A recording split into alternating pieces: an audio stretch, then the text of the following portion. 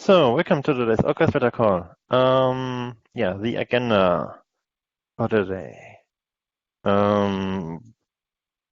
Yeah, we just had a call with Alfredo and Sage about the SSH orchestrator. And we are likely going to use Remoto instead of Paramiko for remote execution. And yeah, there is an open pull request, 3063.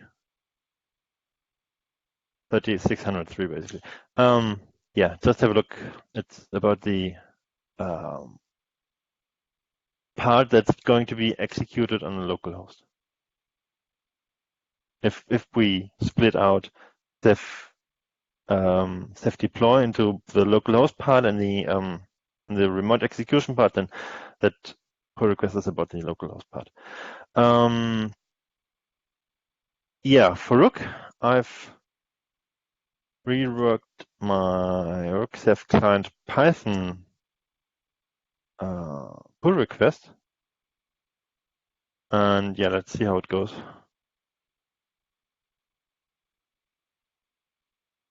Waiting for a review on that, or who would be So best to review that? the thing is, I really need some kind of static type checking in Manager in the Rook module, because otherwise we simply have no way to make sure that the API that the Manager Rook module expects matches the one exposed by Rook. And just doing stuff, some JSON stuff, really does not work if we want to have it working properly.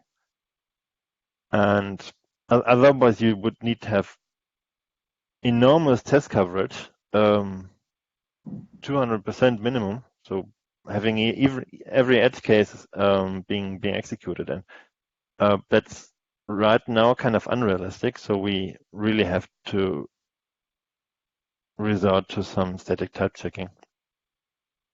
And yeah, that pull request, that Ceph pull request does this, but makes use of a Rook Ceph client Python library, which I did, but has no home yet. That's Rook, the Rook issue 3543. And yeah, would be nice to get this into the Rook organization or into the Ceph organization, or be part of the Rook project, or be part of the Ceph project. Yeah, either way, it would be nice to have this out of my personal GitHub repository space. Right. So just so I'm remembering correctly, so today we have a Golang generated Yeah, client API. So this is just the same thing for Python, yeah, basically, where we've got a strongly typed generated yeah. API. Just have a look at the README. I've included a demo of what it provides, basically. Oh, in the Example. repo. Cool. Yeah, I think that'd be great to have that as part of the Rook repo, and if it's just for if we could generate it for all the storage providers, even that'd be great. So I could is there a do tool that. where you generated it, or Yeah, how did and you that tool generate it? is independent of any specific use. So it just takes a CRD and generates Python modules out of it. It has no dependency to Rook or to Ceph. So like in Rook, we have a make code gen command that generates or updates our Golang client libraries. So if we could Mm-hmm. just have that same command call this and generate the Python libraries for all our storage providers, that would be. And then Yeah, we could but just. um, right now it's a separate repository, right? And does it make sense to include it into the Git repository and make CodeGen just work? What do you think? Where are the client libraries for Go located? I guess for Golang, it makes sense to have the generated API next to the source where it lives. And with Golang, it's easy to import certain versions of the API Hmm. based on the Git hash.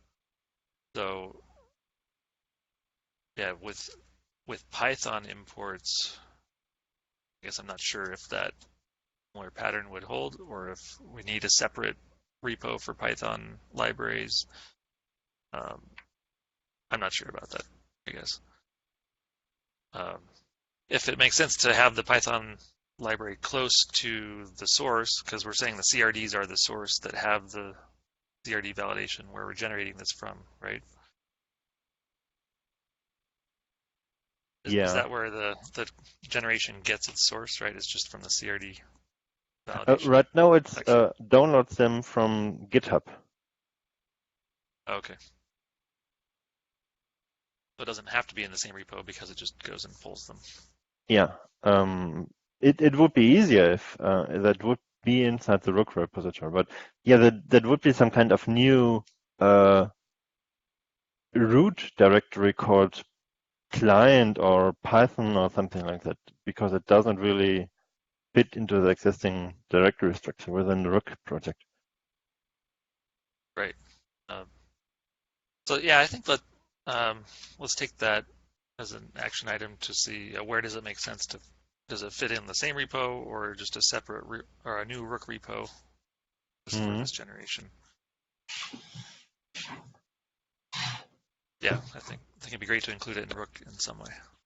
Hmm. Okay. And the other thing was the removing of these design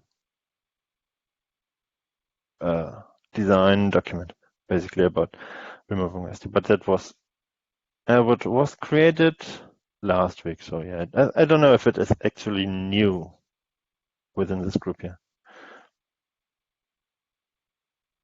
Yeah, I haven't caught up on my um, on pull request this morning. Have you updated it Yeah. there were some questions around designs for replacing OSDs was a question. So is that part of this then, or do you think it makes Um, sense to keep it separate? there, um, you cannot really distinguish removing and replacing OSDs because um, if you want to remove it, then you always have to think about replacing it, and if you think about replacing it, then you always have to think about removing it. So it's Yeah, basically all in one. one thing, yeah.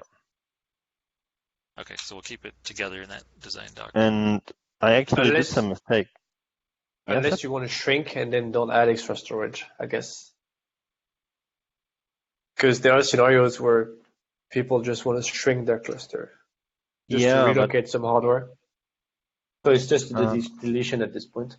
yeah, but if you are deleting OSDs, then you always have to distinguish between deleting OSDs and replacing OSDs, even if you just Yeah. want to delete them.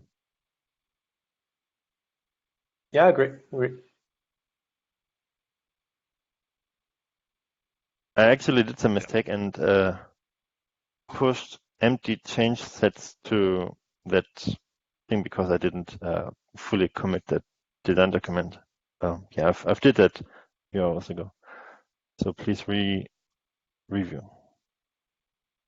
okay. Yeah, so that design doc is mostly done, right? It just needs final review, I think. Or Depends lots more. on the feedback. I wouldn't completely declare it as final. And I would like to have Sage or Sebastian or someone really into deleting OSDs review that one. Yeah, definitely. I'll do a better review as well. Great. Because I think I just wanted to spend some time also looking at the current implementation in Rook so that I Hmm. could get a better sense of what needs to be improved and things like this. But yeah, I'll find some time tomorrow for sure. Yeah, that would be great. Yep.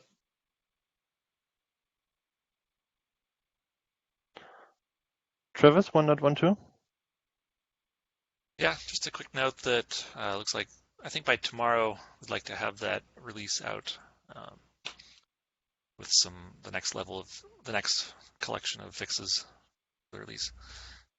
I think related to, maybe to talk about here is, over the last couple of days, there have been some issues around OSDs being upgraded or going down basically after the upgrade.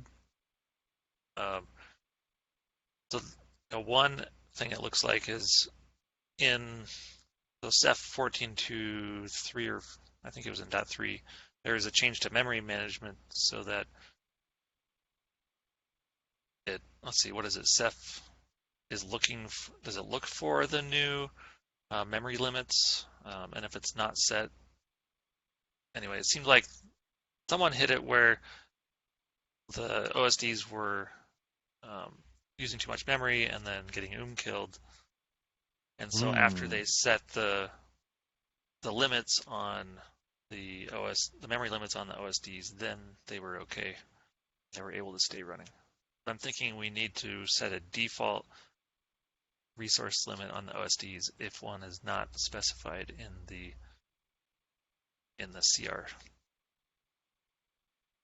Seb, I don't know. Yeah, that I want to discuss that to some level, but okay. Do we have any open issue for this? Yeah, I pasted it into the other pad. Oh yeah, thanks. Yeah, that one was. It's a really long thread, and then has several issues in it, really, because it's all about this one. Probably our biggest Rook user who is having these issues. Oh yeah, this one. Yeah.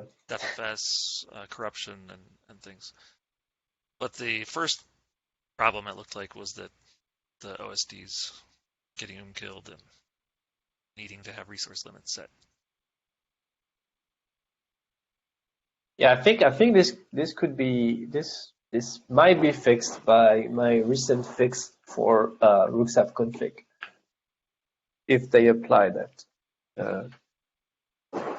So for the config override settings? Yeah, because the last issues they had apparently is that the pod restarts, the container restarts, and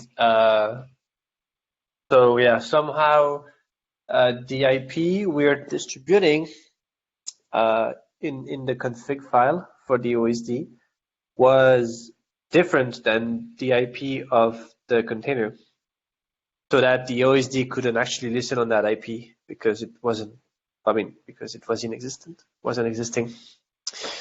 So I guess if once they will use 1.1.2, this should probably go away. So that's for the binding error? Yes, which is, I guess, the end result of restarting OSDs, crash looping, but not necessarily the root cause of OSDs consuming memory and stuff like that. I think, so far it looks like a misconfiguration to me.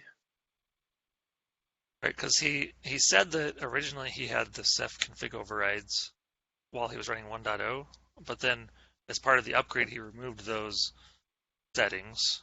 The upgrade mentions that it's recommended to remove those custom settings and use the new mon config settings. I think he did that, and then so since he didn't expect the overrides to be needed or even be picked up, remove them. Are you saying that your fix? Yeah, because still? I think even though he was using the config from the mons, then at this point the OSD was still using an old Ceph config file, which was wrongly generating IP addresses. So as part of my change, I'm not using that config file anymore, so that the OSD will directly fetch whatever is in the mon.kv store. Because the Ceph conf takes precedence over the config store. That's why they were having issues too. So yeah, as you said, it's a bunch of unrelated problems, cascading effects, and so forth. But yeah, hopefully that's going to be solved by 1.1.2. All right. So with that configuration fix, all right. So what about the Do you think there's a need to set default memory limits for the OSDs? Or do you think it's just The thing, all these other problems? the thing is currently Ceph sets its own memory limit naturally, I think, based on the latest changes we had in Nautilus. So if we set a limit, then it will adapt based on that. Ceph sets Yeah, I its mean, own limit though. it's reading the environment variables we're providing, and then it's basically so there might be something wrong at this point. I have to check maybe this FPR. I'm trying to remember though, on the Rook side, if they don't specify memory limits in the CR, we don't set default limits, do we? Or am I forgetting? No, we don't. We never set default because actually this would mean adding limits to the whole namespace, and that's not really something we do. I mean, we shouldn't be doing this. I think it's just overstepping on people's environment. So as long as the OSDs don't expect some default to be set and then use all the memory, things die. That's what. If there's something. Yeah, Dan. I mean, I guess if they have a big environment and depending on their workload, then this could definitely happen. I mean, yeah. And so then they should just set limits on the OSDs in the CR. Yes, they should. So maybe in our default examples, at least, we should be setting default memory limits. Example. Whether they set them or not. Well, actually, we do have recommendations once you set limit, and the problem is that if you set the limit, then the code will reject some of the limits you might be putting in place because they're too low. If they're too low. So it's really recommended for like production environments. If you're running productions, then you have to run limits. It's really, I mean, it's highly encouraged, obviously. Yeah,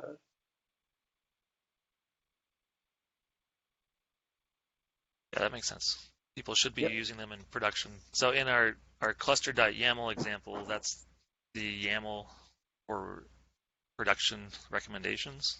So if setting the limits in that file, that example would make sense. Yes. Well, the thing is that CI uses it. Every developers are using this one too, but they can always remove the limits. But I think we have examples already of limits.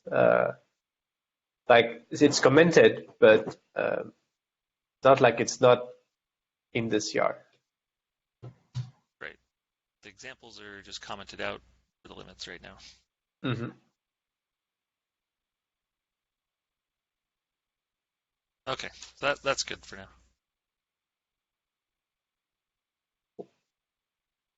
Yeah, I don't know that I've seen a resolution to Cephfs corruption issues, but hopefully gets it fixed. He has like a petabyte of data in his cluster.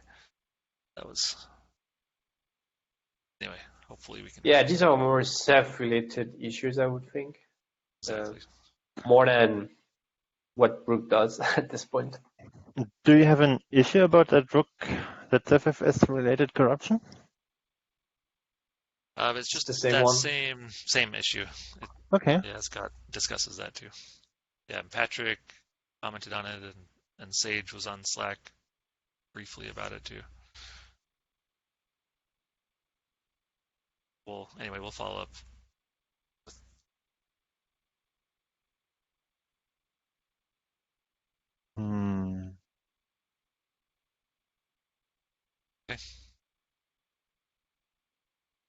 Okay. Yeah, I can't think of other topics really relevant to bring. Rook here. Anybody else? Yeah, I have a patch for the external cluster again. It's more around the lines of half fix, half improvement. So relaxing the restrictions. Yes, and actually removing some of the like unnecessary code too, coming from the old, well, not so old config override type that we introduced and then removed right away. That sort of things, and then obviously relaxing.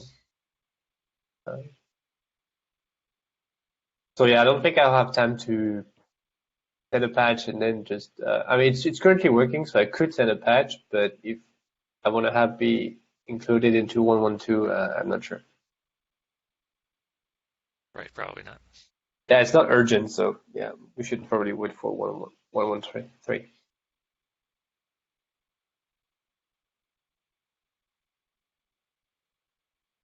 Yeah, and I guess I have other things for Rook, but it's more like general Rook management, repos and stuff, so not actually related to orchestration.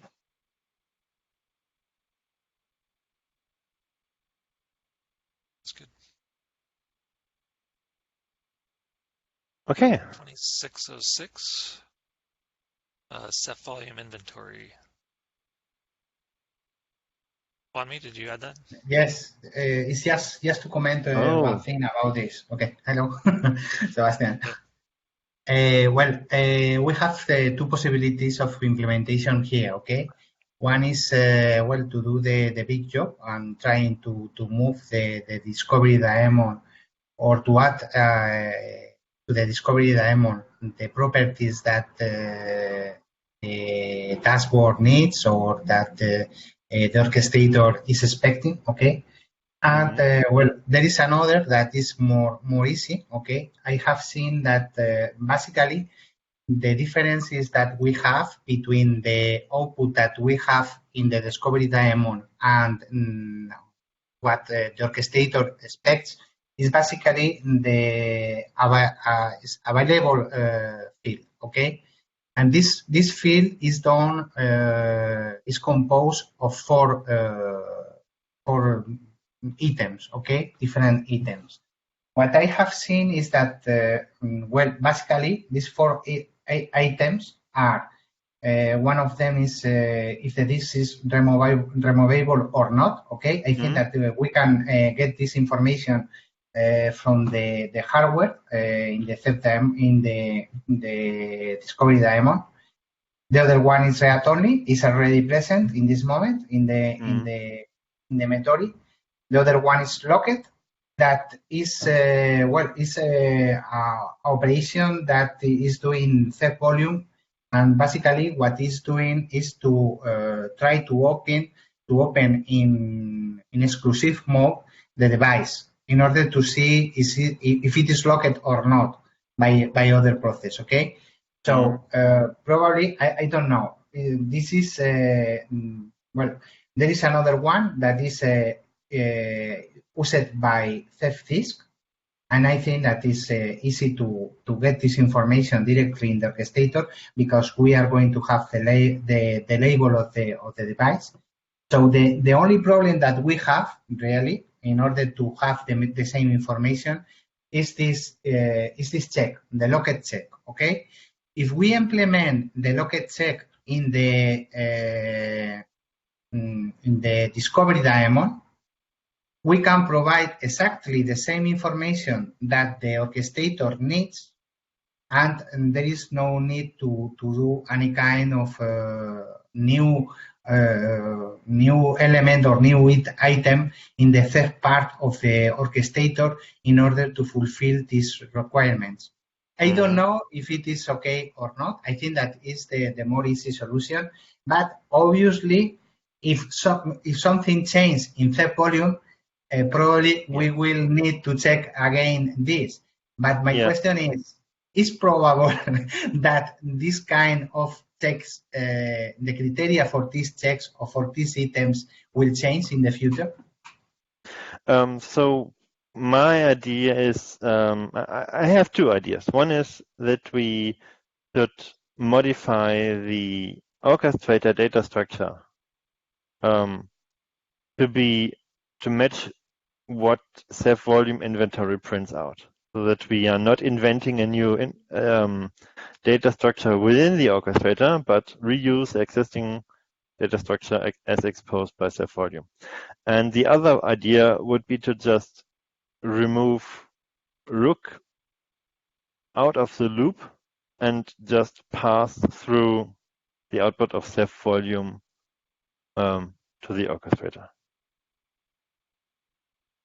So that we have one direct pass from Ceph volume on a system, a pass through rook, pass through the orchestrator, and make it available for the dashboard to properly generate drive groups, because the drive group generation is basically if you are, in order to display what the user wants to do, you have to do the exact same algorithm as Ceph volume when applying drive groups, basically. So you need the inventory plus the drive group, and out comes a list of OSCs that are going to be created.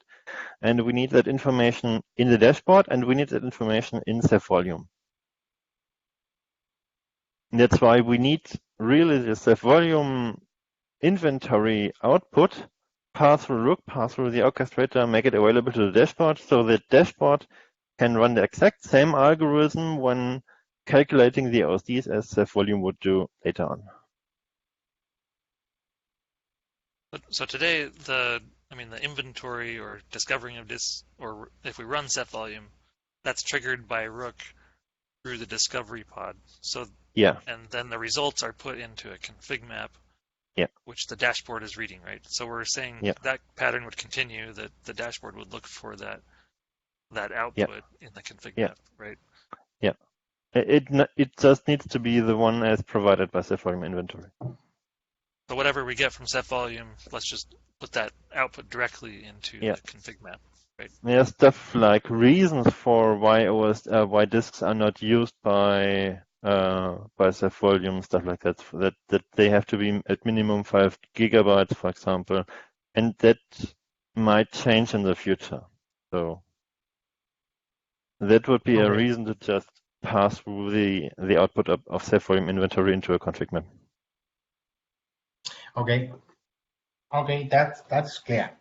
It's what I thought that it was going to happen, but I had to try it. Okay. I'm really dissatisfied with the data structure as right now provided within the orchestrator, because it does not really make sense to invent something on. We can just make use of Ceph volume inventory data structure, because we need that in the dashboard anyway.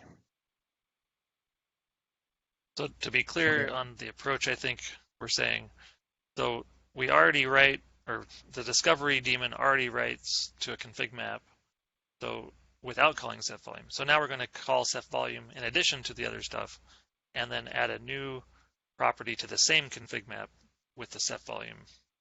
Yeah, that would be fine too. Yeah. Yep. Okay. Okay, this is all from my part. That's good. Okay. And the last topic we already discussed a few seconds ago. So we are basically done. Do we have something else? Last chance? Good for me. I'm on vacation from October 3rd on for a week. Thursday and Friday? The first day is Wednesday. From October 2nd, sorry. Wednesday, okay. I'm here today and tomorrow. Enjoy. Yep, Yeah. thanks. Have a good day. Yep. See you. See ya. Yeah, enjoy. Bye-bye.